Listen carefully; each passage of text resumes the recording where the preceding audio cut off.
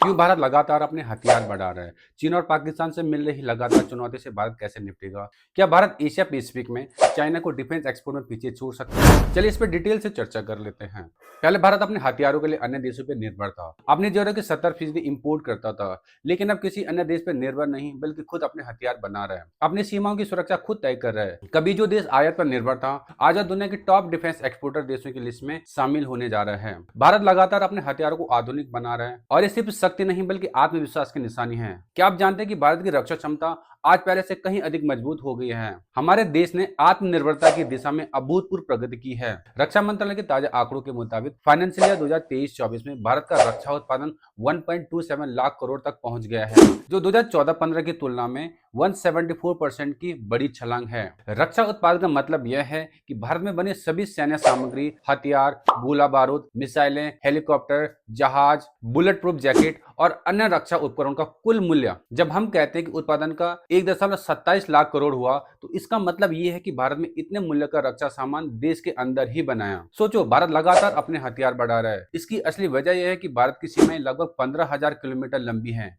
जो कि पाकिस्तान, चीन, बांग्लादेश, नेपाल, म्यांमार और भूटान जैसे देशों से जुड़ी हुई हैं। लेकिन इन पड़ोसी देशों में से दो देश, पाकिस्तान और चीन, जो हमेशा भारत के लिए सुरक्षा चुनौती बने रहते हैं। पाकिस्तान आए दिन सीमा पार से आतंकवादी को बढ़ावा देता है, वही चीन लद्दाख और अरुणाचल जैसे सीमाओं पर तनाव पैदा करता रहता है। ऐसे माहौल में भारत के लिए अपनी सेना और हथियार प्रणाली को मजबूत करना बेहद जरूरी है। हमारे पड़ोसी देश भी अपनी ताकत बढ़ा रहे हैं। पाकिस्तान अमेरिका से मिसाइल और फाइटर जेट ले रहे हैं, जबकि बांग्लादेश चीन से लड़ाकू विमान खरीद रहा है और चीन पहले से अपनी सेना को अमेरिका से ज्यादा आधुनिक बना चुका है। ऐसे माहौल में भारत को अपने हथियारों और टेक्नोलॉजी को और आधुनिक बनाना जरूरी है। अब भारत के पास न सिर्फ सुरक्षा की ताकत है बल्कि जवाब देने की क्षमता भी है। इसके एक सैंपल हमने ऑपरेशन सिंदूर के दौरान देखा कि कैसे भारत की मिसाइलें सटीक निशाने पे थी और पाकिस्तान को घुटनों पे ला दिया था। पाकिस्तान अमेरिका के सामने गिड़गिड़ाया कि किसी भी हाल में युद्ध रुकवा दो, वरना पाकिस्तान बर्बाद हो जाएगा।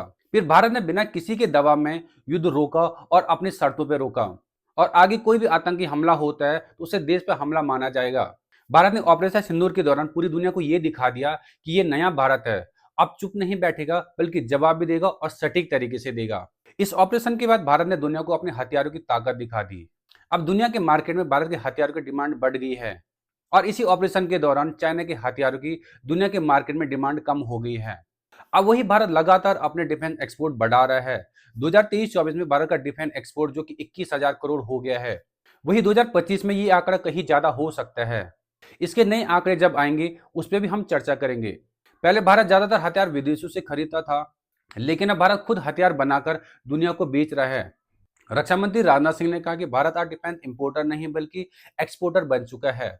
आइए हम जरा नजर डालते हैं भारत के डिफेंस एक्सपोर्टर की आंकड़ों पे। 2016-17 में भारत का डिफेंस एक्सपोर्ट था मात्र 1521 करोड़। 2017-18 में बढ़कर 4,682 करोड़ हो गया। 18-19 में ये पहुंच गया 10,745 करोड़। 20-21 में 8,434 करोड़। 22-23 में 15,900 करोड़। अब 2023-24 में भारत का डिफेंस एक्सपोर्ट रिकॉर्ड स्तर पर पहुंच गया है, जो 21,000 करोड़ से पार हो गया है। ये आंकड़े सिर्फ नंबर नहीं बल्कि भारत की तकनीकी ताकत, आत्मनिर्भरता और विश्वास की पहचान है।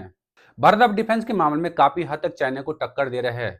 अब भारत 85 से ज्यादा देशों को डिफेंस एक्सपोर्ट कर रहा है, जिसमें Vietnam, Philippines, Mauritius, Sri Lanka, Malaysia जैसे देश शामिल हैं।